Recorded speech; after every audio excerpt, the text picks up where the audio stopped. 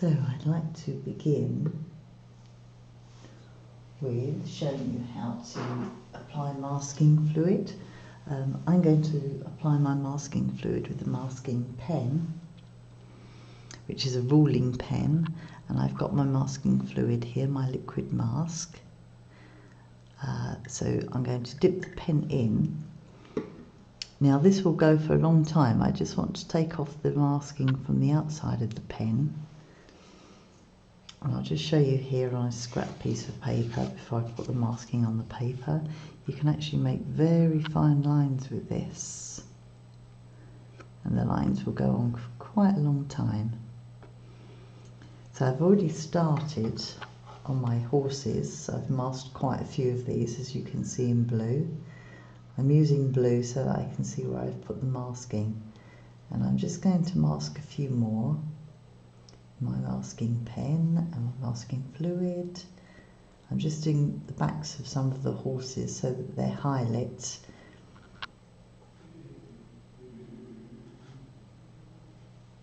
There we are. If I make any mistakes, I can just simply rub it off again. So it's not on here permanently. It's something that can be removed quite easily.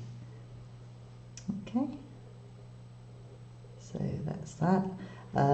After you've done the masking fluid, you need to leave it to dry. So that's what I will do next, and rejoin me in a moment. So I've got my colours pre-mixed. I'm just using a limited palette of 4 colours today. So I've got ultramarine blue, I've got burnt sienna, I've got burnt umber, and I've got Indian yellow. And I've had a little faff around with some colours on a little colour chart here to see how the colours mix. They granulate beautifully. They're mostly earth colours, so they mix and granulate and make these lovely colours. So bit of an experiment, we're going to go for it anyway. So I'm going to completely wet the whole paper. My masking fluid is now dry, so I can wet over the horses, I can wet over the masking fluid, and I know that my whites are going to be reserved. I want to get a good coat of water on here so that the colours are going to flow. I'm using a very light touch with the brush. I've got a cat tongue brush here, size 20, so it's a nice big wash brush. So getting that paper nice and wet. I want a nice sheen on the paper. So when I hold it up to the light, I can see that it's completely covered. I've got a nasty little hair there, so I'm just going to brush that off quickly. I'll let that settle into the paper a little bit so that I know that it's going to be wet through. So the water is wet.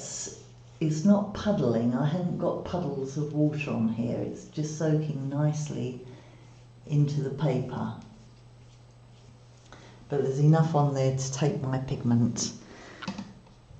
And I'm using quite strong colour. So I'm going to start with the blue. I've got my reference photo. I've made the reference photo in black and white because I don't want to be influenced by the actual colours on the photograph, so that's my printout in black and white, and I'm going to use that as a kind of tonal chart as well.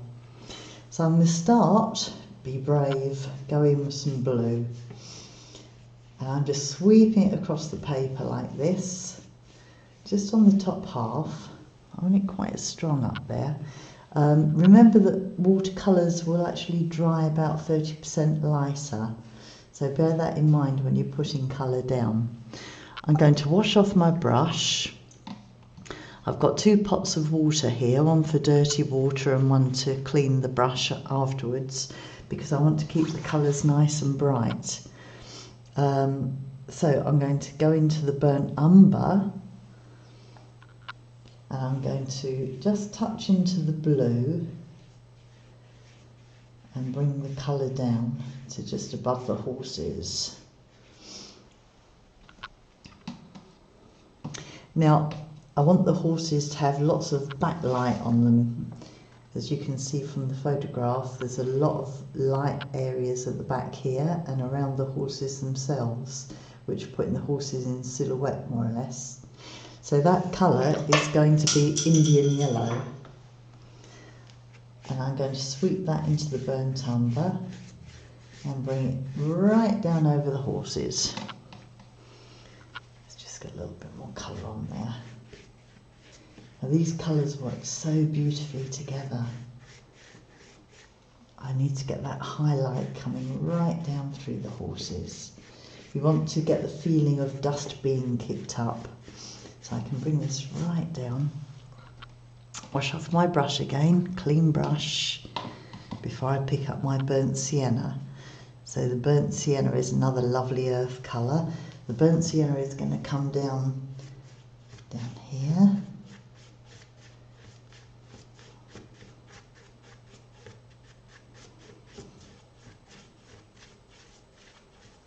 And I think I'm going to put a little bit of burnt sienna up here as well, into the burnt umber.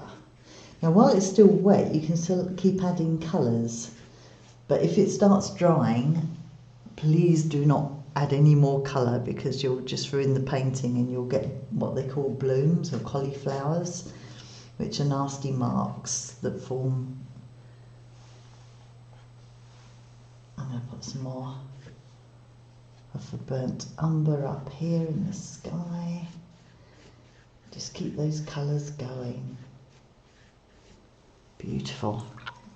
I need some depth in the colours. This is going to be the first coat. We're going to put another coat of paint on after this is dry. So I need some drying time when this is done. It's going to take a little while to dry. Yeah, so a little bit more burnt umber down here. Just keep working up the colours. It's looking good so far. I know that I want the horses to be brown, so I can just drop a little bit of colour into there for a first coat for some of the horses. It doesn't matter if it bleeds into the yellow, that's okay. And we're going to do a second coat on these horses and really make them stand out. So this is just kind of a little base coat for the horses. Get a little bit of burnt umber on there. I've reserved my whites, of course, so I don't have to worry about keeping the whites white. A little bit of colour on there. Just a touch of colour on there.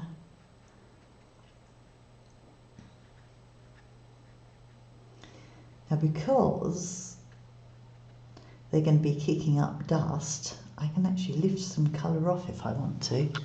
So I can either do that with a little bit of tissue, or I can just pull the colour out with a thirsty brush. So by a thirsty brush, I mean just a damp brush. It's not soaking wet, it's just damp. So if I want to, I can pick out some shafts of light coming through here. I'll have a shaft of light coming through here.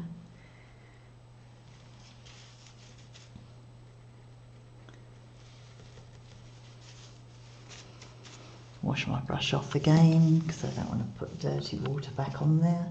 I want some light coming through here. So let's just have a look at this. Yeah.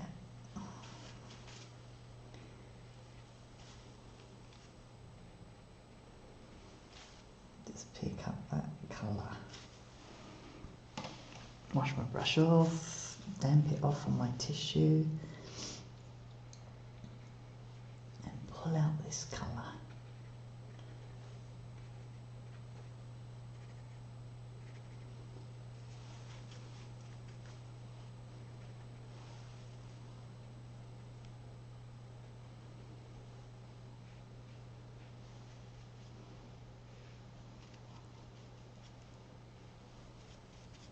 Okay, I think I'm happy with that so far.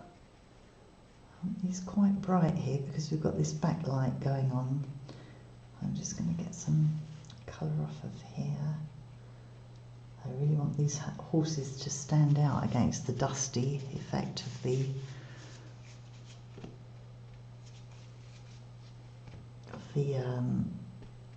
ground dust. So I can also pat a little bit of this in here. Okay, that's starting to look a bit dusty. We can pick up some colour here.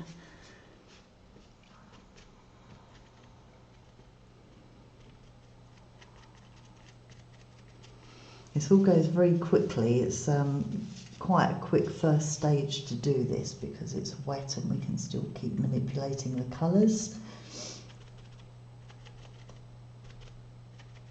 Yeah, that's quite nice. I quite like that.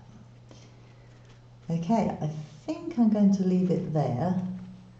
We'll dry this off and we'll see what we've got, and we'll carry on with painting in the horses. Okay, I'll see you in a moment. So my painting is now dried. It's still a little bit damp, but that's okay. And I've also switched to a size 14 brush. I'm just using a little synthetic brush, an LG brush, this one in particular, but it's got a good point on it. And I'm just going to use the blue, my ultramarine blue, and the burnt umber and the burnt sienna to paint the horses. So I'm going to start over on the right because I'm left-handed, so I always start on the right. The horses in the background, I'm going to make them a bit paler, so I'm just going to suggest those with a little bit of burnt sienna. And I want them kind of almost washed out, ghostly figures. So I'm just going to paint them in to start with. I'll leave a little gap between the horses if I hadn't got any masking there, because I forgot to put any masking on that little bit.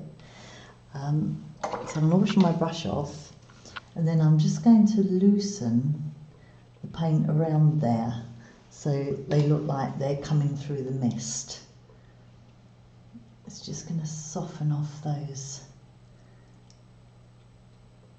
figures and make them a little bit ghostly in the background. So do it again. Let's do some more in the background over here. I've got masking on that one in front, so I don't have to worry about that. A few ghostly figures in the background. Got some ghostly figures up here.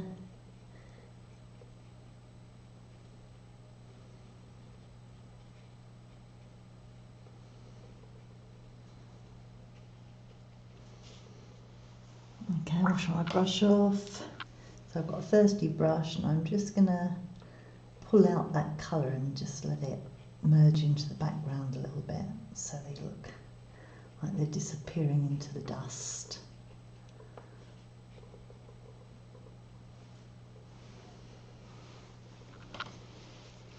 Let's add a little bit of blue as well, just for a little bit of contrast.